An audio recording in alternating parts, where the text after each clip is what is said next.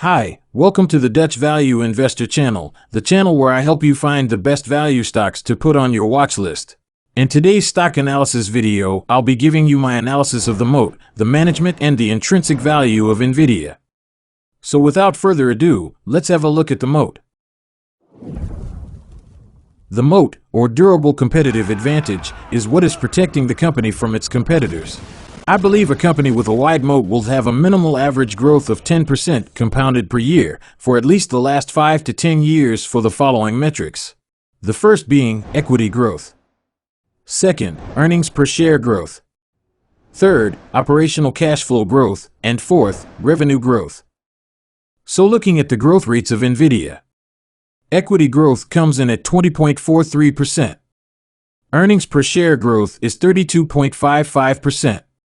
Cash from operating activities growth is 25.92%, and finally revenue growth comes in at 21.01% compounded over the last 10 years, giving NVIDIA an average moat growth of 24.98% compounded over the last 10 years, nicely above the preferred 10%. It looks like NVIDIA has a wide moat based on these numbers, so I believe a healthy growth rate can be maintained for the medium to long-term future. Next, let's have a look at NVIDIA's management. To me, it is essential that a company has capable, efficient, and shareholder-friendly management. In order to evaluate the quality and efficiency of the management, I will be looking at the following metrics.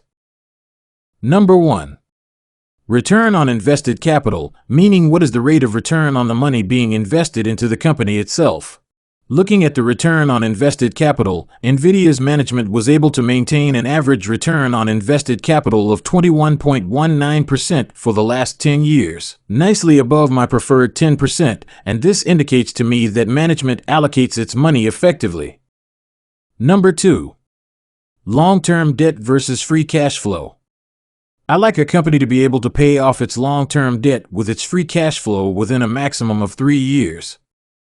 NVIDIA has a long-term debt of $10,946 million and a trailing 12 months free cash flow of $6,264 million. So management can pay off long-term debt within 1.75 years using their free cash flow if current free cash flow levels can be maintained. And finally, number 3, share dilution. I do not like it when management is reducing my share of the company at a higher rate than 1% compounded per year. I'd rather have them buying back shares and increasing my piece of the pie. For NVIDIA, looking at the last 5 years, management has been buying back its own shares at a 0.47% compounding rate. So looking at these numbers, I believe management is capable and efficient and seems to have the shareholders' interest at heart. Before we go to the valuation, I need your help growing this channel. So hit the like and subscribe button and remember to click on the notification bell to get a new stock analysis update as soon as possible. Now, let's get to the valuation. I will use my projections and analyst projections for the next 5 years to come up with what I believe is today's intrinsic value of NVIDIA. In order to calculate today's intrinsic value based on earnings, I will have to use the following 4 numbers. Trailing 12 months earnings per share, future growth rate, future price per earnings and required rate of return. Trailing 12 months earnings per share after release of NVIDIA's latest quarterly report is $3.05 per share. For NVIDIA, I assume the projected compounded annual growth rate to be 21.41%. This is the average of the Moat growth and analyst growth rate.